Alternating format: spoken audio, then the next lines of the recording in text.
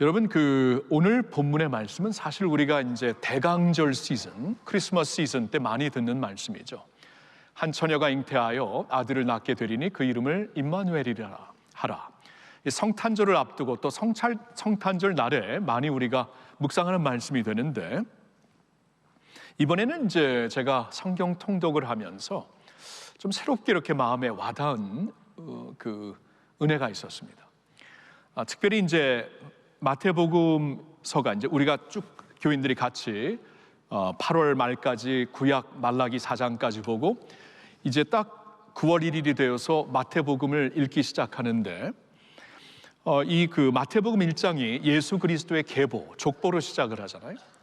이 족보의 말씀을 쭉 이어서 말씀해 주시면서 곧바로 이어진 말씀이 바로 오늘 본문의 말씀, 보라 처녀가 잉태하여 아들을 낳을 것이요 그의 이름은 임마누엘이라 하리라. 이렇게 연결된 말씀으로 오늘 본문을 이렇게 가슴에 새기니까 좀 새롭더라고요. 굉장히 새로웠어요. 그래서 오늘 말씀의 이제 흐름을 조금 말씀드리고 이제 설교를 계속 이어가려고 하는데, 여러분, 마태복음서는 사도 마태를 통하여서 특별히 유대인들을 대상 삼아 이렇게 작성한 쓰게 된 복음서가 됩니다. 그러니까 이제 유대인들 중에 예수님을 믿기 시작한 사람들이 있었죠. 이제 12 제자들을 비롯하여 예루살렘에서 이제 교회가 시작되었기 때문에, 그 외에도 이제 먼저 믿은 사람들을 통해 유대인들이 예수님을 믿기 시작하는데, 유대인들이 예수님을 믿으려면은 이분이 바로 우리가 기다렸던 이스라엘의 메시아다라는 것이 확인되지 아니하면 믿을 수가 없죠. 믿을 리가 없죠. 그래서 마태는 이제 복음서를 시작하면서 가장 먼저 이 예수님의 족보를 우리에게 소개를 하는 겁니다. 예수님의 족보가 어떻게 시작이 되죠? 1절을 보면 아브라함과 다윗의 자손 예수 그리스도의 계보라. 아브라함과 다윗의 자손 이분이다. 이분의 씨가 여기서부터 시작된 것이다라고 우리에게 말씀을 해주시고 있습니다. 그 이유가 중요한 것은 이스라엘 사람들에게는, 백성들에게는 이 아브라함의 자손이며 동시에 다윗 왕의 자손이라는 것이 굉장히 중요했죠. 왜냐하면 아브라함은 이스라엘 모든 민족의 아비가 되었기 때문에, 믿음의 조상이 되었기 때문에 중요했고, 그리고 이제 다윗은 이스라엘 나라 역사 가운데 가장 영광스러운 왕이었죠. 그래서 이스라엘의 메시아가 이 땅에 왕으로 오신다면 반드시 다윗과 같은 왕이 오실 것이다 하고 모두가 주목했던 메시아였습니다. 그래서 이게 유대인들 마음속에는 이것부터 이게 확인이 안 되면은 더 이상 마음을 열 수가 없어가지고 이렇게 예수님의 족보를 우리에게 먼저 소개를 하는 겁니다. 자, 거기까지는 좋은데 이 족보의 내용이 쭉 이제 나열되면서 우리들에게 아주 쇼킹한, 충격스러운 말씀들이 여기에 기록이 되어 있어요. 예를 들어서 3절을 보니까 유다는 다말에게서 베레스와 세라를 낳고, 여러분 그전에는 이렇게까지 소개 안 했습니다. 2절을 보면 아브라함이 이삭을 낳고 이삭은 야곱을 낳고 그렇게 아비가 아들을 낳고 이 정도로 소개를 했는데 3절에 와서 갑자기 유다는 다말에게서 베레스와 세라를 낳고, 다말이 누구였죠? 그의 며느리였습니다. 며느리. 쇼킹, 스캔들. 그렇죠? 야곱의 12 아들들 중에 12 아들들이 12지파, 이스라엘 12지파가 되는데 그 중에 한 지파의 족장이 되는 유다를 우리에게 가리키면서 유다는 자신의 며느리 다말에게서 베레스와 세라를 낳고, 이건 족보가 시작되면서 충격이에요. 충격. 이렇게 볼 수밖에 없는 내용입니다. 그뿐이 아니에요. 6절을 보세요. 6절 하반절을 보면 다윗은 우리아의 아내에게서 솔로몬을 낳고, 여러분 그냥 다윗이 솔로몬을 낳고 하면 안 됩니까? 다윗이 우리아의 아내, 다윗의 아내에게서 솔로몬을 낳아야지 왜 우리아의 아내에서 솔로몬을 낳나? 이것도 쇼킹한 이벤트였죠. 스캔들 그 자체입니다. 그리고 계속되는 내용들을 보면은 솔로몬부터 14명의 유대 왕들의 이름이 여기서 기록되어 있습니다.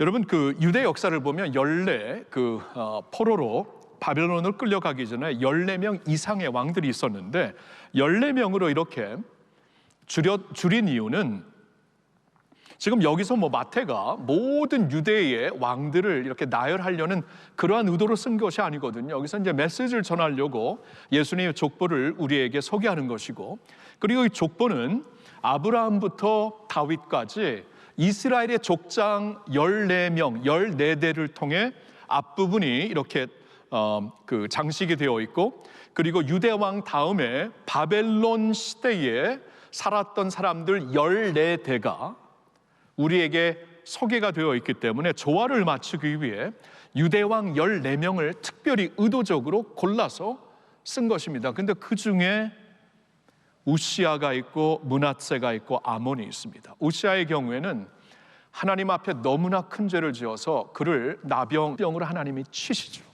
그리고 나중에 왕들과 함께 장사도 지낼 수 없도록 하나님이 막으십니다. 하나님이 너무나 진노하신 것입니다. 므낫세의 경우에는 이렇게 악한 왕이 없었어요. 이 유대 백성들을 이렇게 그냥 그 우상 숭배를 하게 만든 왕이 없었어요. 너무나 악한 왕이었고, 아몬도 역시 그런 왕이었습니다. 여러분, 14명의 왕으로 이렇게 제한시키려면은 이런 사람들은 좀 여기 넣지 않아도 되는 게 아니에요.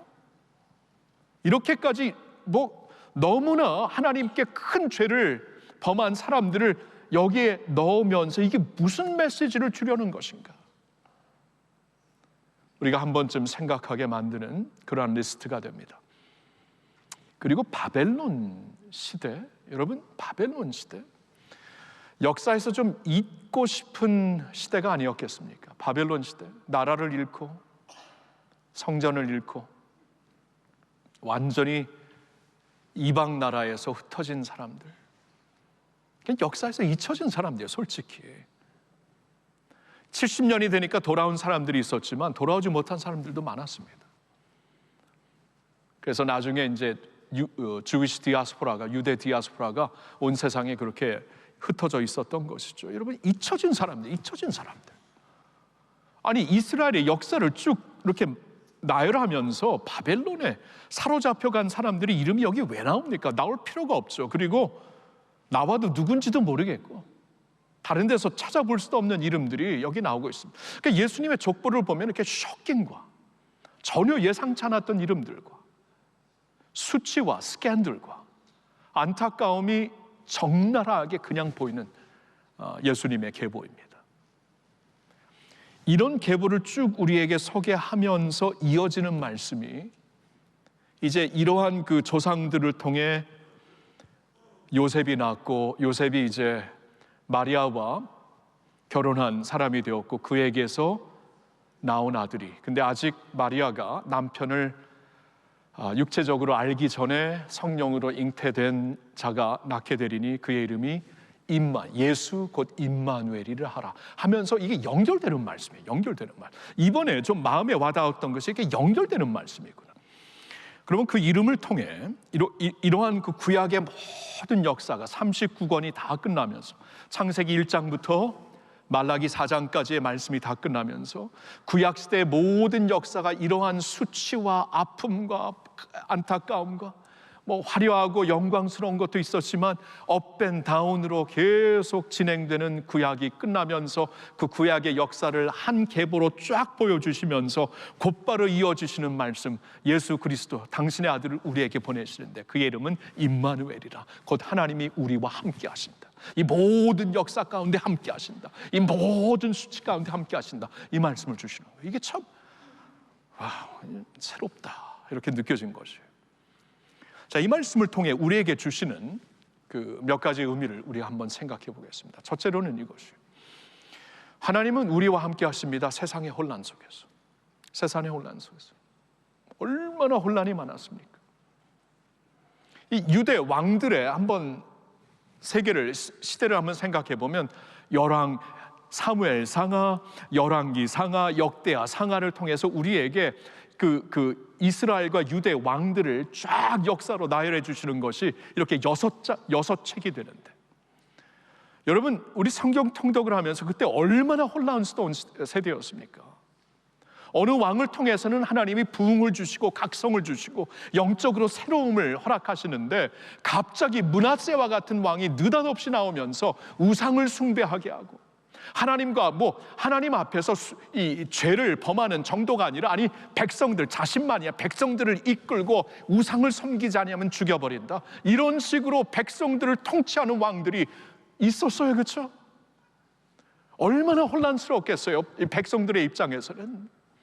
모세를 통해 우리에게 주신 하나님의 율법이 있고 그 율법을 따라 살아야 되며, 선지자들을 통해 주신 말씀을 따라 하나님을 경외하며 사는 것을 아는데, 하나님의 이제 소위 기름 부어 세우신 왕들이 우리에게 칼을 들여다대면서 바알과 아세라를 섬기지 아니하면 죽여버린다. 얼마나 혼란스러워, 얼마나 혼란스러워.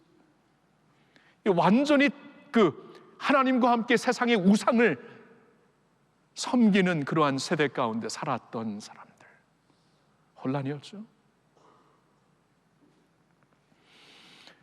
바벨론 세대 한번 생각해 보세요. 여러분, 하나님께서 이스라엘 족장들에게 주신 약속이 땅이었어요. 그러니까 젖과 꿀이 흐르는 땅.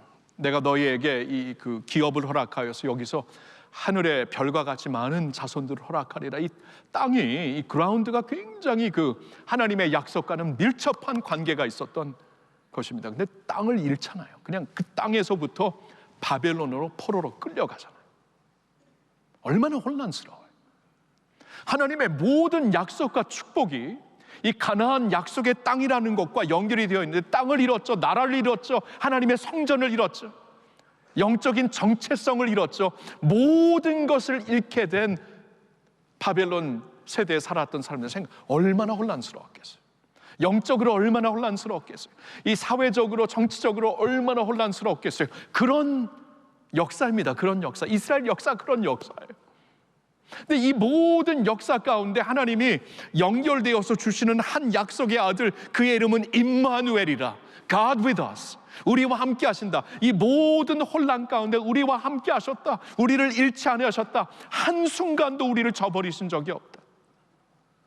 바벨론에 끌려갔어도 바벨론 세대에게 주신 말씀이 성경에, 구약 성경에 얼마나 많습니까? 바벨론 세대를 통해 주신 선지서가 얼마나 많아요. 하나님이 잃은 백성들이라면, 그냥 잊은 백성들이라면 말씀을 안 주셨겠죠. 이 모든 혼란 가운데 우리와 함께 하신다. 이 메시지를 우리에게 주시고 있는 거예요.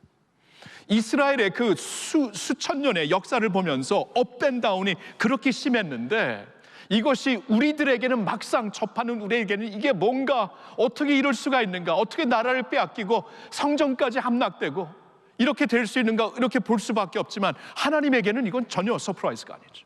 이 모든 역사를 주관하시는 하나님, 그 가운데 우리와 함께 하시며 우리의 힘이 되시며 우리의 소망이 되시는 하나님이 되시는 줄로 믿습니다. 큰사나 너가 스룹바벨 앞에서 무슨 거대함이 있는가 그러잖아요. 하나님이 다 낮추실 수 있고 올리실 수 있고. 여러분, 우리가 있잖아요, 이렇게 오늘 임마누엘 하나님의 이름을, 주님의 이름을 부르면서 살 수 있다는 것, 우리와 함께 하시는 하나님을 모시고 살 수 있다는 것, 모든 세상의 혼란 속에서 우리 안전감, 확실함, 그리고 소망을 갖고 살 수 있는 것이라고 여러분, 예수님의 이름으로 축원합니다. 그렇게 살 수 있는 거예요. 두 번째 의미가 무엇인가? 하나님이 우리와 함께 하십니다. 우리의 수치 가운데, 우리의 수치 가운데. 이것도 굉장히 중요하죠. 오늘 우리가 성찬식을 거행하면서 여러분, 부끄러운 사람들, 수치 있는 사람들 이거 들지 마세요 그랬나요? 받지 마세요 그랬나요? 죄가 있는 사람들 받지 마세요 그랬나요? 여러분, 그게 아닙니다. 예수님이 죄인들을 부르러 오셨어요. 죄인들을. 이 세상에 죄인들을 부르러 오신 예수님께서 내게로 와서 쉬어라. 죄인들과 함께 밥상을 같이 나누셨던 예수님께서 우리 앞에 밥상을 채우시며 유다와 같이 부끄러운 사람, 모습의 사람, 다윗과 같이 부끄러운 모습의 사람, 이런 사람들, 그냥 바벨론 세대에 잊혀진 사람들, 그들까지 다 포함하여 내가 너를 부끄러워하지 아니한다, 내가 너를 고쳐주리라, 내가 너를 일으키리라 말씀하시면서 우리를 그의 상으로 불러주신 게 아닙니까? 사랑하는 성도 여러분, 그 말씀이 되는 거예요. 놀랍게도 유다와 다윗을 이렇게 세상의 역사는 그들의 화려함과 영광만 이렇게 계속 비추려고 하고 노출시키고 나머지는 숨기려고 하는데, 하나님 앞에 뭘 숨길 수 있어요? 하나님 앞에 우리 부끄러움 어떻게 숨깁니까? 하나님이 다 아시고 적나라하게 다 보여주시는데, 중요한 것은 적나라하게 다 보여주시지만 유다야 내가 너의 하나님이다, 다윗아 내가 너의 하나님이다, 바벨론 족속의 사람들 내가 너의 하나님이다, 너와 함께하는 하나님이다, 너를 부끄러워하지 아니한다. 세상은 너를 부끄러워하여 그냥 세상 그 역사 속에서 바벨론 세대의 사람들의 이름은 그냥 삭제하고 뭐 있으나 없으나 상관이 없잖아요, 그렇죠? 바벨론 세대의 이름 뭐 있든지 없든지 무슨 상관이 있습니까? 여기 나오는 14명의 이름 다른 데서 찾아볼 수도 없어요. 근데 하나님께서는 그들을 잊지 아니하신다, 내가 너를 부끄러워하지 아니한다, 너의 부끄러움 속에 내가 있다, 너의 그 망가진 가운데 내가 있는 것이다 라고 말씀을 하시면서 불러주시고, 여러분 놀라운 것은 요한계시록 5장 5절의 말씀을 보니까 예수님, 하나님 우편에 계신 부활 생천하신 예수님을 가리켜 말씀이 이렇게 선포합니다. 그는 유다 지파의 사자이며 유다 지파의 사자이며 다윗의 뿌리다. 부끄러워하지 아니하시는 하나님, 우리의 수치를 외면하지 아니하시는 하나님, 수치 가운데 함께 하시는 하나님, 죄인들과 창녀들과 세리인들과 같이 밥을 먹으셨던 하나님, 주님, 오늘도 우리를 있는 모습 그대로 부르셔서 나와 함께 밥 먹자, 나와 함께 나누자 하며 우리를 부르셔서 우리가 그 앞으로 주님의 떡과 잔을 받지 않았습니까? 그 말씀을 주시는 거예요. 그러니 여러분, 부끄러움 가운데 주님께 나오세요. 아픔 가운데 주님께 나오세요. 숨기지 말고 나오세요. 예수님 앞에 나와셔서 예수님의 은혜로 고침을 받고 새롭게 되기를 예수님의 이름으로 축원합니다. 교회 나오실 때마다 나에게 특별한 어떠한 특별한 권한이 있어서 나오는 게 아니에요. 특별한 권한이 있는 자들만 떡과 잔을 받을 수 있는 게 아닙니다. 내 모습 이대로 나와서, 내 모습 이대로 나와서 하나님, 부서지고 망가지고 부끄러운 모습 그대로 갖고 하나님 앞에 나옵니다. 주의 은혜로 채워주시고 말씀으로 채워주시고 주님의 보혈로 씻어주시어서 나를 새롭게 하여 주시옵소서. 여러분, 교회는 병원이에요. 내가 나음을 받고 고침을 받고 씻음을 받고 새롭게 되는 것이 주님의 교회인 줄로 믿습니다. 주님 앞에 그렇게 나오시기를 예수님의 이름으로 축원합니다. 한 가지만 더 생각해 보았어요. 이 이름에 하나님이 우리와 함께 하신다, 임마누엘의 이름이 무슨 뜻이 되는가? 우리가 그의 증인으로 살아갈 때 하나님이 우리와 더욱 함께 하신다라는 것을 우리에게 말씀해 주시는 것이에요. 이 블레싱 서밋과 연결이 된 말씀으로 이제 좀 세 번째 포인트를 전하고 싶은데요. 여러분, 이겁니다. 구약의 모든 역사의 흐름 가운데, 그렇죠? 족장 시대, 왕권 시대, 바벨론 시대, 구약의 모든 시대를 하나님께서 주관을 하시죠. 흐름을 주관을 하시죠. 흐름을 주관하시어서 결국 무엇으로 연결시키냐 하면 당신의 아들 예수 그리스도의 탄생으로 연결시켜. 오늘 말씀을 보니까 그러니까 이겁니다. 모든 역사 가운데 우리와 함께 하시어서 당신의 아들을 우리에게 주시려는 역사의 흐름을 예수 그리스도의 강림으로 인도하시는 하나님을 볼 수가 있어요. 이 첫 페이지에서. 자, 이게 오늘 보이는 말씀이라면 그럼 이겁니다.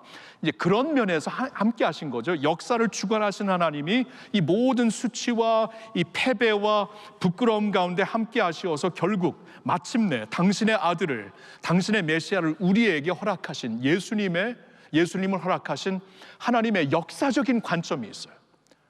구약의 모든 역사를 이쪽으로 흐르게 하십니다. 자, 그러면 이제 묻습니다. 신약의 역사는 어디로 가는 것인가? 신약의 역사, 코비드 전의 역사, 코비드 후의 역사 달라졌잖아요, 그렇죠?